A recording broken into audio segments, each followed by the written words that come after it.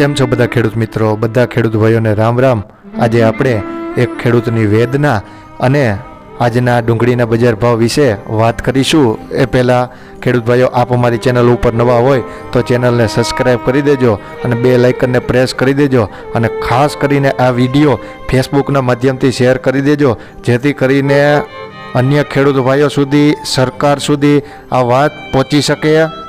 આપ આપની સ્ક્રીન ઉપર જોઈ રહ્યા છો, એક ખેડૂત ભાઈએ મને કોમેન્ટમાં પોતાની વેદના અને પોતાનું દુઃખ વ્યક્ત કર્યું છે।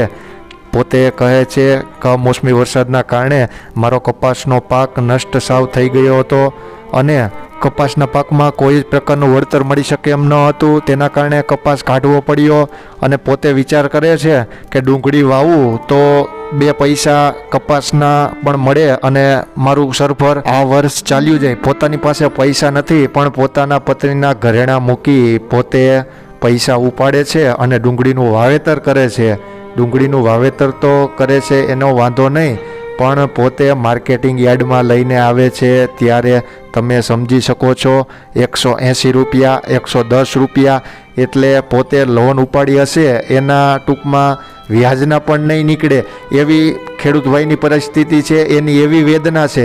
છેલ્લે કહે છે અમારે જીવવું કે મરી જવું, આ પરિસ્થિતિ ખેડૂતોની છે અને ઘણા ખેડૂત ભાઈઓ આવી જ રીતે આત્મહત્યા પણ કરી રહ્યા છે।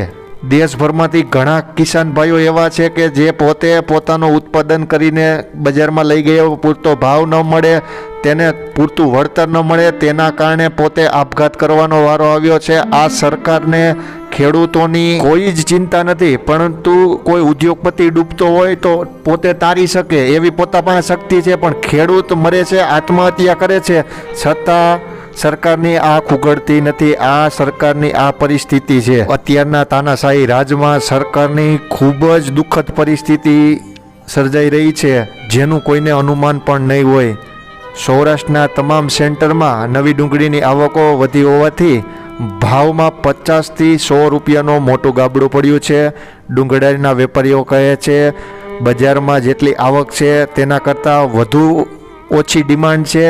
જો ખેડૂત ભાઈઓ ઓછી ડુંગળી બજારમાં લાવશે તો જ બજારમાં ઘટાડો અટકી શકશે, નહીતર હજુ પણ ડુંગળીની બજારમાં 50 થી 100 રૂપિયાનો મોટો ઘટાડો જોવા મળી શકે છે એવી પૂરેપૂરી સંભાવના વર્તાઈ રહી છે।